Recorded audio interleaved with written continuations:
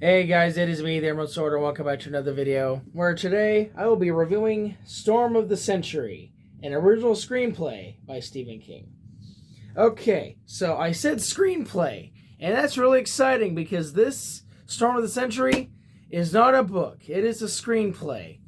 And so for anyone who may not know, a screenplay is the script for a movie or TV show or commercial or anything on a screen. Because writing a book, you just have like all the dialogue and every action and stuff and all the setting, but you can't exactly have that in a screenplay. No, you got to have it at a certain length and stuff, which would make any writer who's usually writing books quite the interesting challenge. So yeah, there's a couple pages from the screenplay. There's a picture there. This is just from the miniseries. But yeah, so basically it's basically just a screenplay in a novel format, which I thought was pretty interesting. So anyway, what's this thing actually about? Well, I'm glad you asked. So the book is going up, which means spoilers. So skip until you see that I'm not holding the book anymore. Okay? Okay. So, Storm of the Century follows Constable Mike Anderson and the rest of Little Tall Island, which is an island off the coast of Maine, which is also where Dolores Claiborne takes place, by the way, which I found pretty interesting.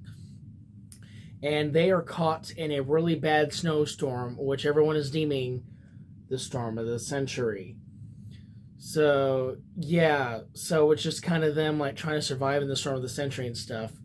But things get a little complicated. This one stranger guy shows up. No one's ever seen him before and probably will never see him again. And he rings the doorbell to this old lady's door. She goes and answers it, and then she's immediately murdered.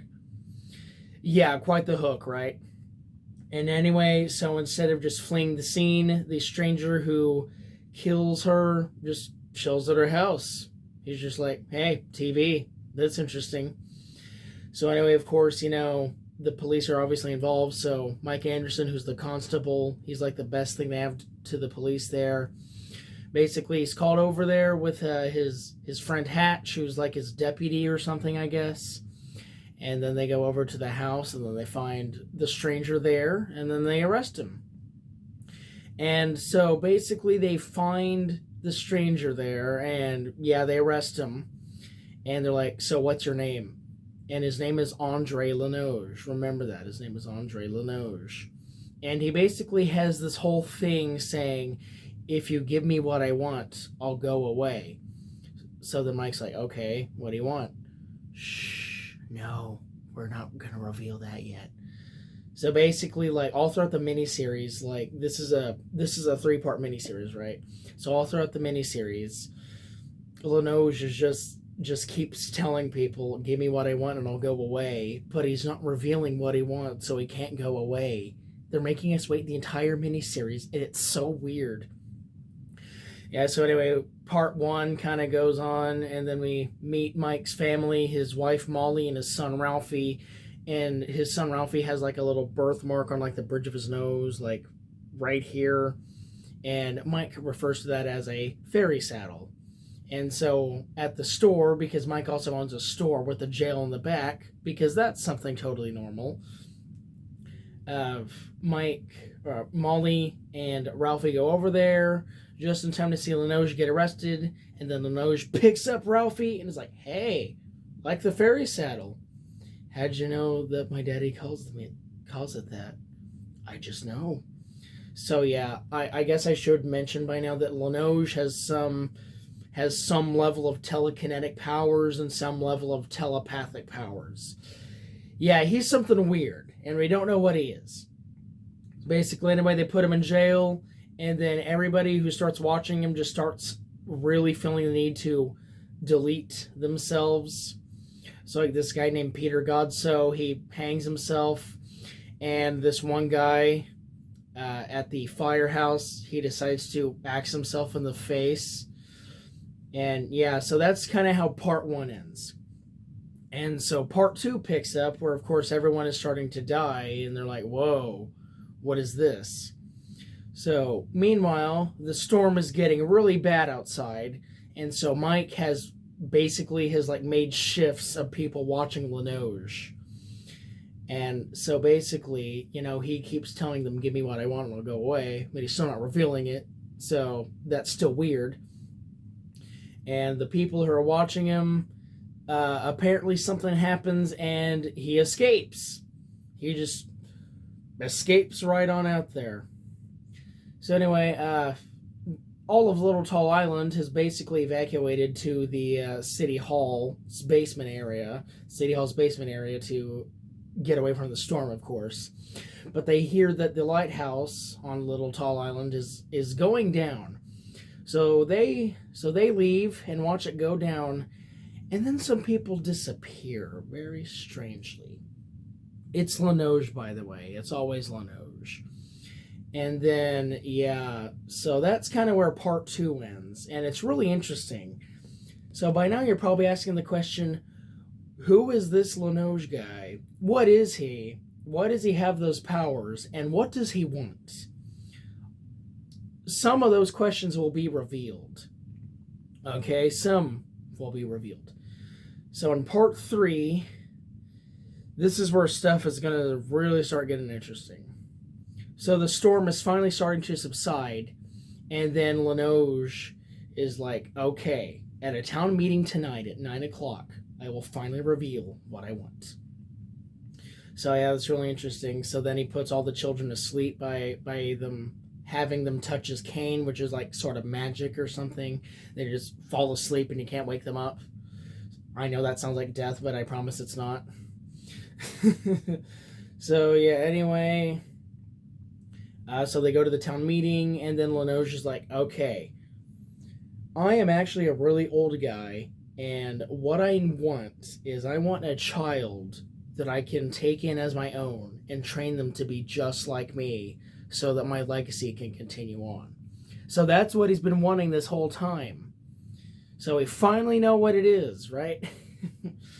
So then anyway, he's like, yeah, so by the way, only the children on this island can be my perfect replacement, so talk among yourselves for like 30 minutes and see what you decide.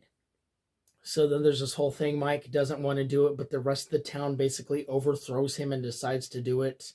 Like, yeah, we'll give you a child. And Linoge's like, great, excellent. And so basically he has this thing called weirding stones, where there's like 7 yellow ones. I know this is 5, but there's 7 yellow ones, and no, not yellow, white. Sorry, 7 white ones and 1 black one.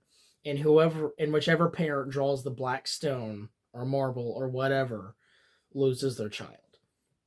Anyway, so the parents keep going, and then of course the 7 white ones happen, and then Molly, Mike's wife, draws the black marble. So then Linoge is like, okay, I promise I did not rig the game. Whether or not he's telling the truth is beyond us. We have no idea. But basically, so he takes Ralphie, and then he flies away, never to be seen again. And then, of course, Mike is really mad at Molly for this. So in a wrap-up later on, it's now summer, because the storm was in February, so it's now summer. And then Mike basically divorces Molly and moves away and goes all the way to San Francisco. Keep in mind, Little Tall Island is in Maine, so that's quite the journey from Maine. And then, yeah, he's going to start a new life. But one day, as he's coming out of the store, he sees an old guy and a child about 14, because this is 10 years in the future, 9 years in the future, with a fairy saddle on his nose. So he calls, Ralphie! And then Ralphie turns around, gives him a vampire hiss, because that's normal. And then they just walk away and disappear. And then Mike is left really, really confused. Okay, so that is the spoiler section of this video. Hello, welcome back. And yeah, so now I just kind of want to talk about it a little bit.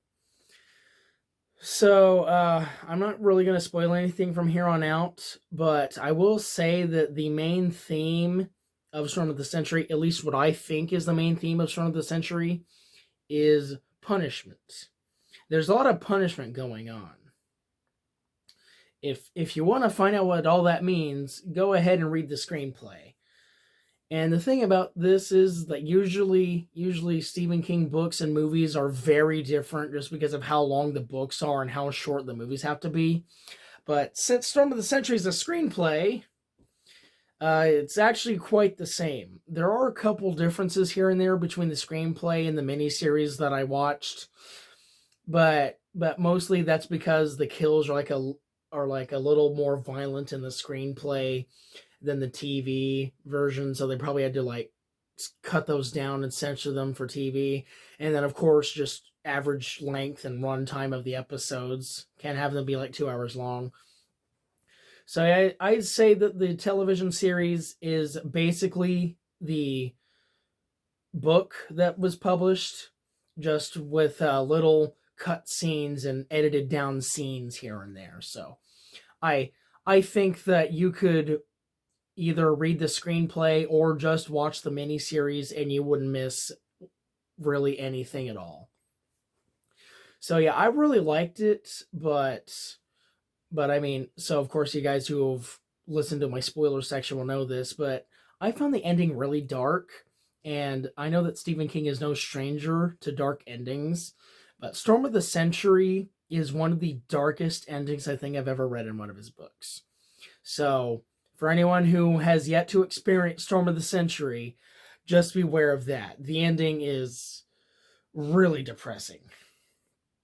But yeah, anyway, I think that's about all I have for you guys today. Thank you so much for watching this video. I appreciate that you made it this far and for watching this video in the first place. If you are new to my channel, be sure to like the video and subscribe. And yeah, I've been Ben from the Emerald Sword, and I will see you guys next time.